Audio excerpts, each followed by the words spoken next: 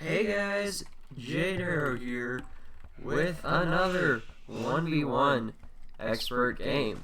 In the blue, playing as the Japanese, is Dogao. And his opponent, playing as the Red Teutons, is White Court. He seems to be appearing in a lot of these videos, doesn't he? That is not intentional in any way, shape, or form. He just happens to join games that I want to record, and that is just how it comes together, I guess. But we'll see how he fares against Dogao. Dogao's a very high-ranked player, 2K3, so he's definitely up there. And I can't really say that I would put him in the top 10, but he would definitely make it to the top 20 in the world. He's really good, and his ranking kind of bounces up and down. He's not overly consistent, I would say, but he's still pretty good. So let's just look at the maps here. White Court's map, it's alright. It's pretty good, actually. He can wall up these wood lines pretty easily, but all of his walls will end up on a hill. And I think really the only problem for him is going to be the right side of his base here. It's where his main gold is. It's where both of his stones are. And he's going to really have to wall this up and play defensively over here. Now, fortunately, that is the widest, most open part of his base, and it's even so still not that open and exposed. He does have two other gold mines over here, but he can just wall those off using those wood lines, and he won't be in too much of a problem. Dogao, really similar for him. I think I'd actually like his better. Yeah, I think I like Dogao's map better. He can also wall off these wood lines, which he's already started to do. He can wall off between these wood lines. Can also use this cliff, which is kind of fortunate because this wood line's more on the smaller side.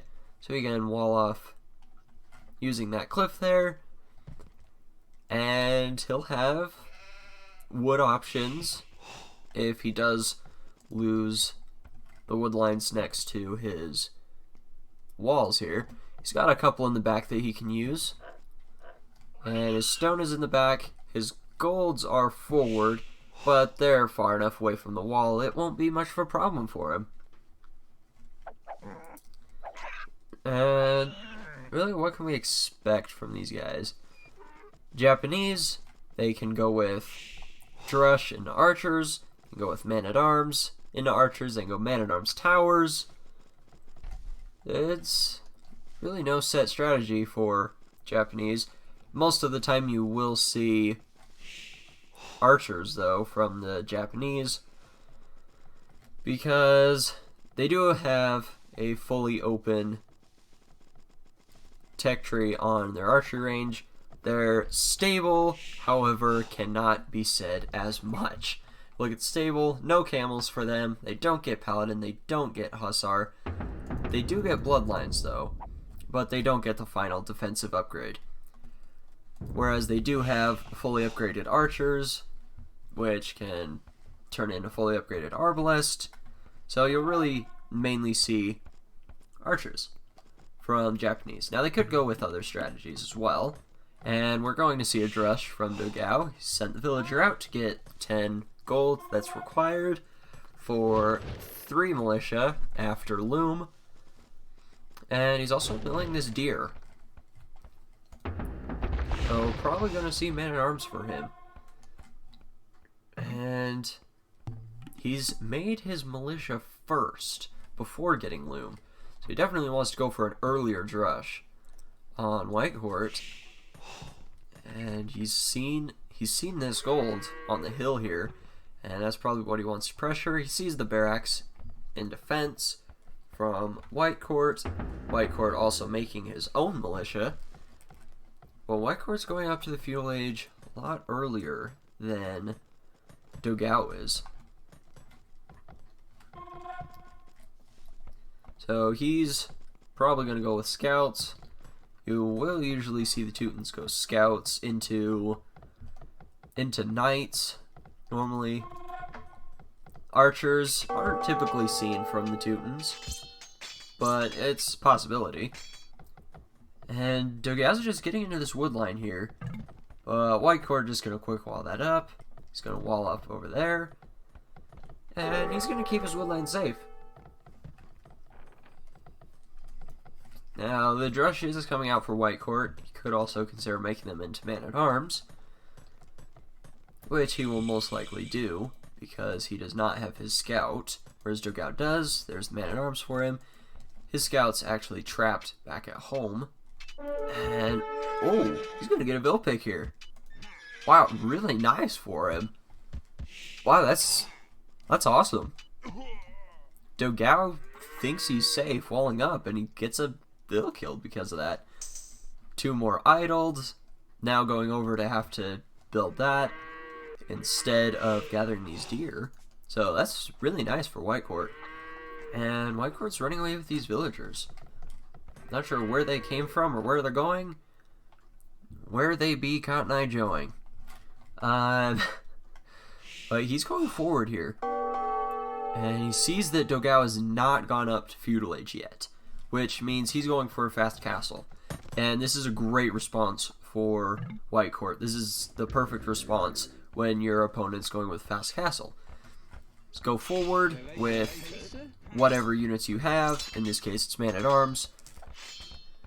And it will usually be man-at-arms, because by the time you realize your opponent's going for a fast castle, it will be too early to be making scouts or archers.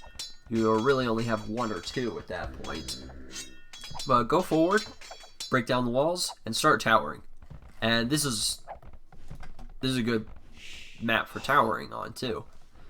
And there's a defensive tower from Dogao. He cannot afford to lose this gold.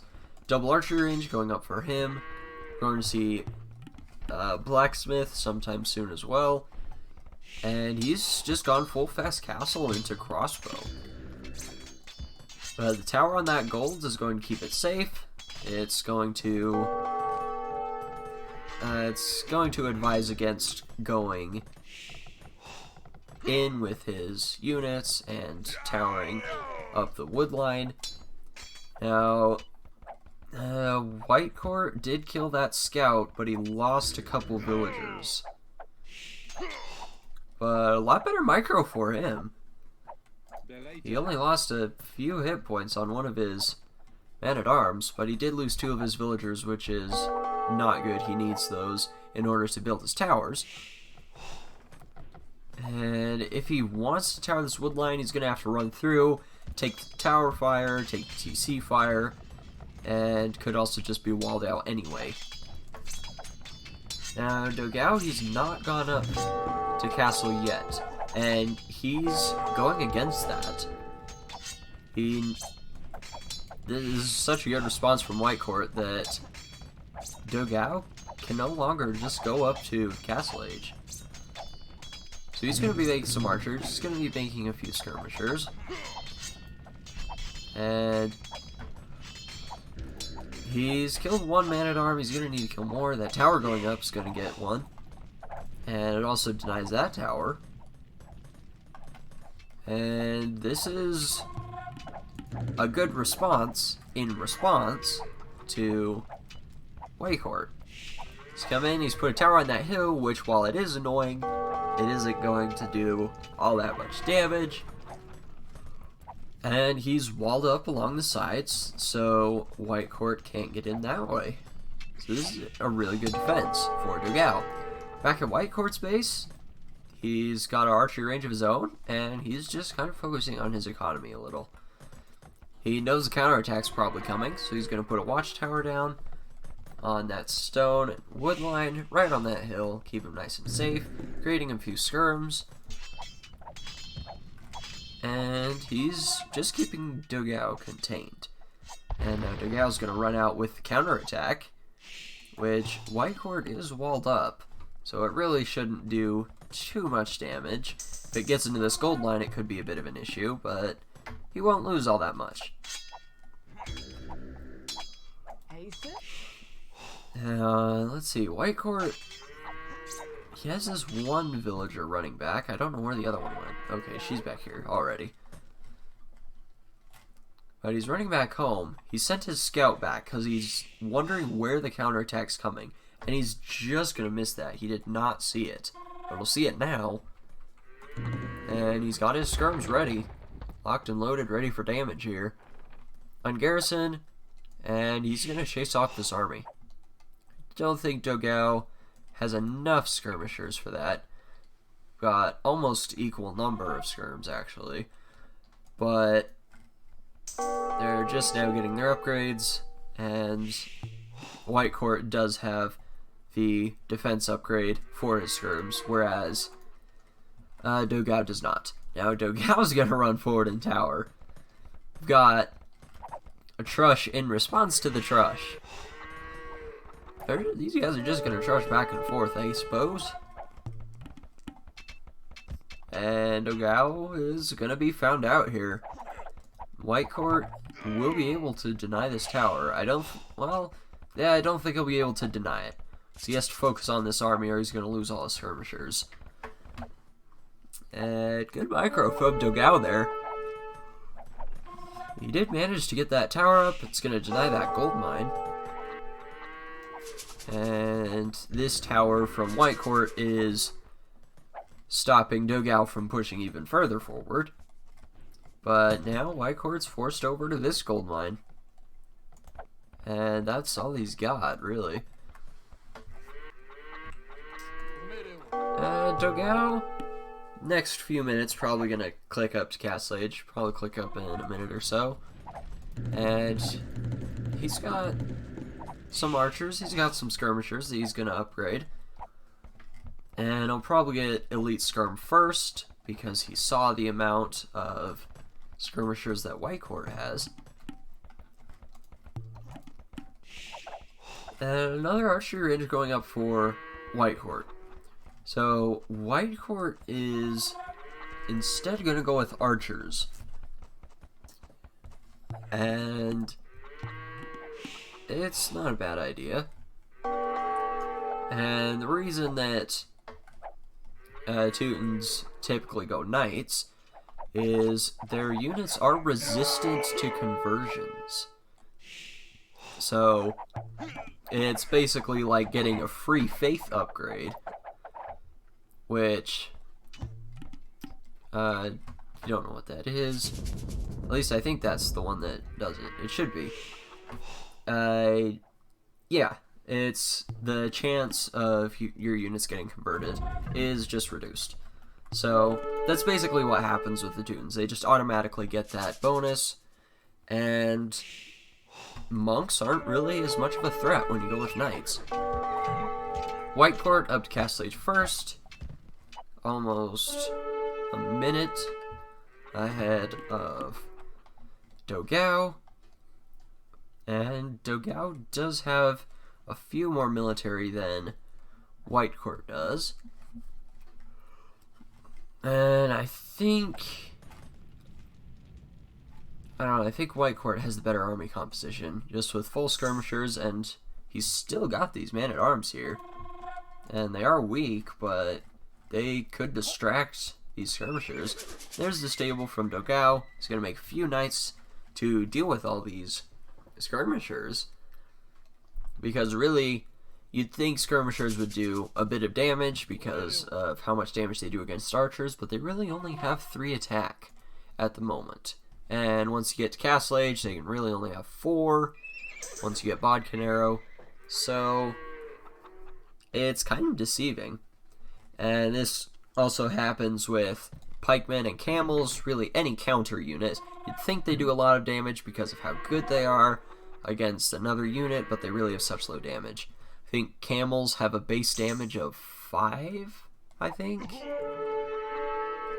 I don't know, it's pretty low. And pikemen as well also have really low damage. There's Elite Skirmisher, Bodcanero for White Court. Dogao going to get to Castle Age, he's going to be getting the same upgrades. Bodcanero, and he's going to get Crossbowman first. I think he should have gone with Elite Skirm, but I guess he doesn't think he has enough skirms for that upgrade to be worth it. Which, he's probably right. He's only got about 8 of them. Whereas he's got quite a few more crossbow. Here's double stable into Knights. Knights will be coming out. White Court expects this. He's coming with Spearmen and getting the Pikeman upgrade. And here come the Knights. And White Court is running. He does not want to take this fight until he has the Pikeman upgrade. He's going to get it, and he's going to turn right around. Start attacking. A couple monks from White Court. If they get conversions on these Knights, then he could turn around and has potential to clean up all of Dogao's army. But a double monastery. Won't see that. Yeah, unless Dogao deletes that, he'll get a conversion. And yeah, Dogao's just going to delete that. He does not want to let White Court just get a free unit like that, so he's just going to delete that knight. If he's going to lose it anyway, no sense giving it to his opponent. And now he's kind of stuck. This is a powerful combination from White Court, but I think Dogao needs to go with probably the Siege Workshop right up here in between his stables. He gets a Mangonel shot on this army, it could be devastating. Oh, he's going to go with counterattack with his Knights.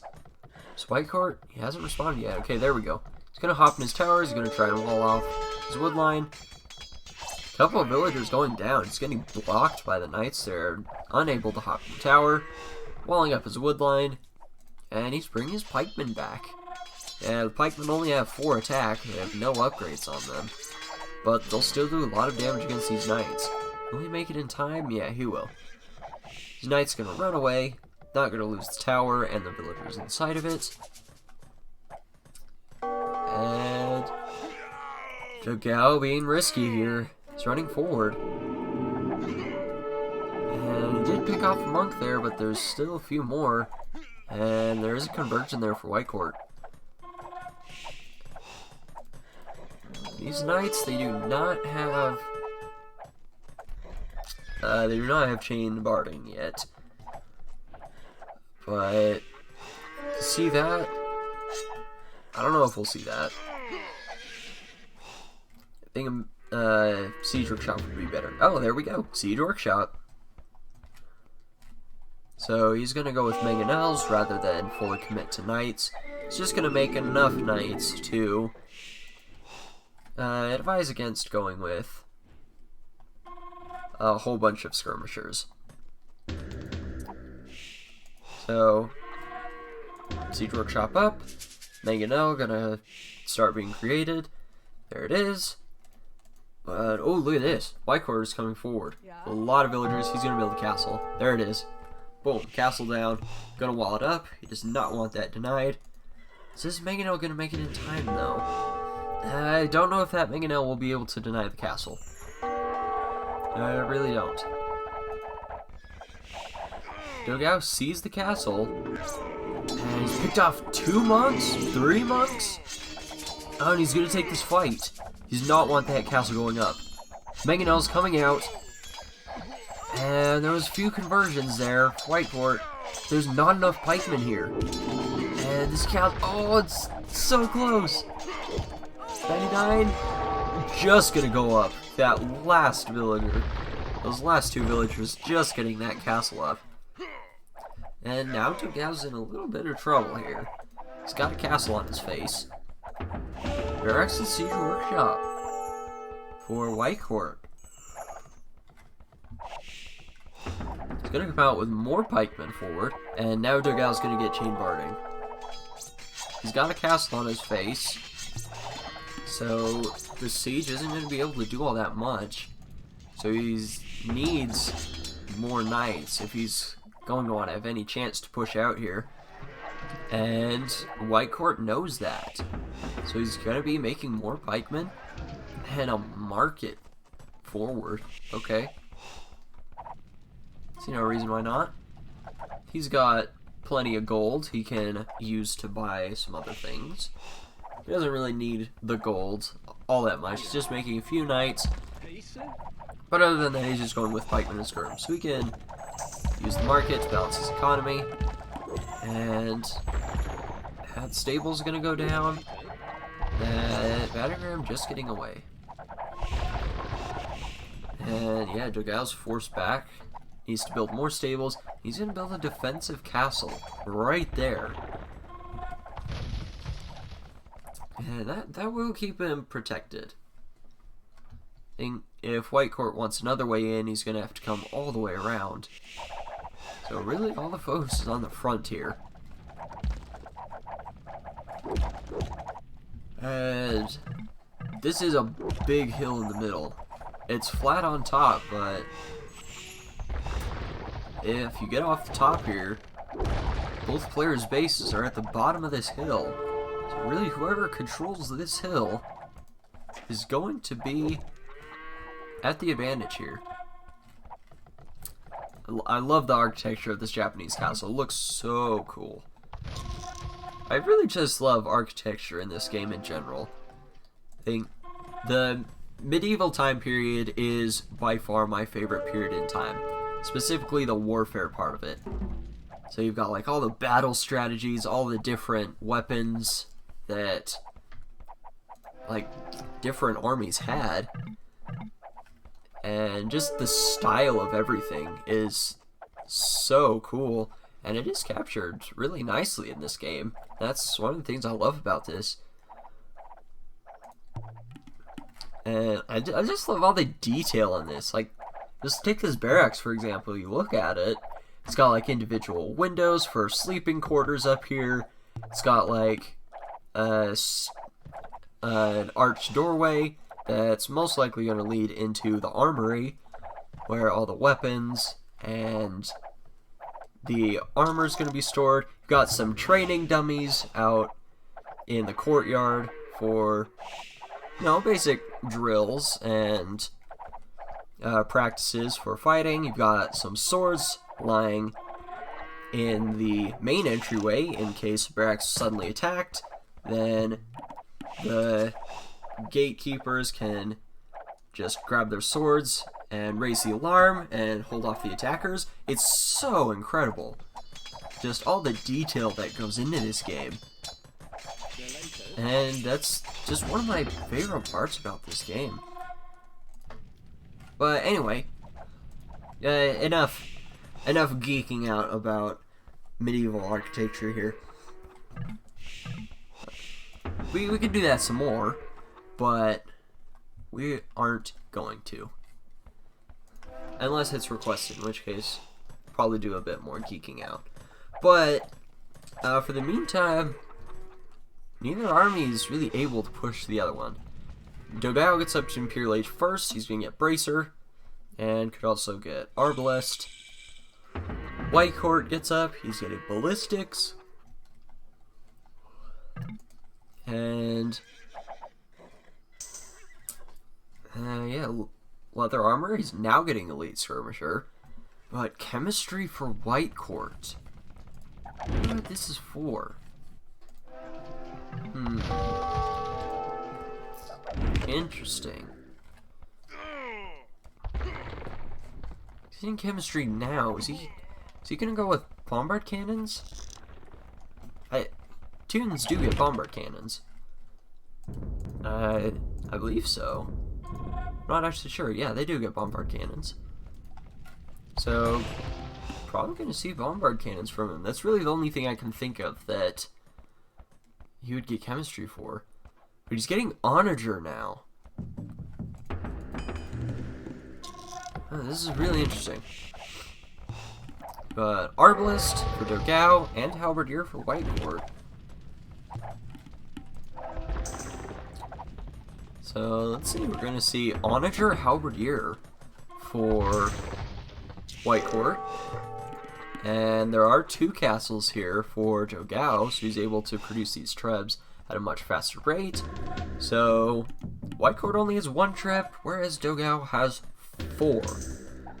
And I think White Court expected to be pushed back here, and that's why he's gone for chemistry. And he's building backup siege workshops. And yeah, bombard cannons are expensive. They are the most expensive unit in the game at a total of 450 resources. But look at this, he's got back here, he's got the hill, but he's still going to lose this. He's just outnumbered. But he's raided to a good extent. He's killed a good amount of Dogao's units. But I think this is going to be really difficult for him. And yeah, Dogao's getting scale mail now, so he's thinking of transitioning into the swordsman line. And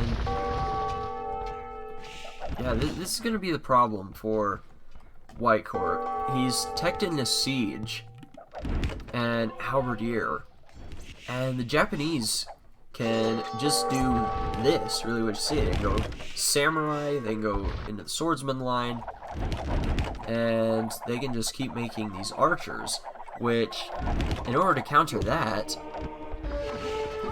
the Teutons will need Siege and they'll need Paladin.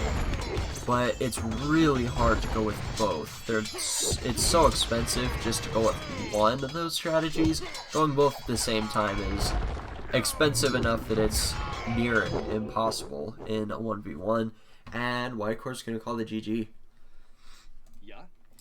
He started to come out with hand cannoneers, so he expected that Dogao would go with Samurai or Swordsman, but it's really just too hard as the Teutons to fight this off.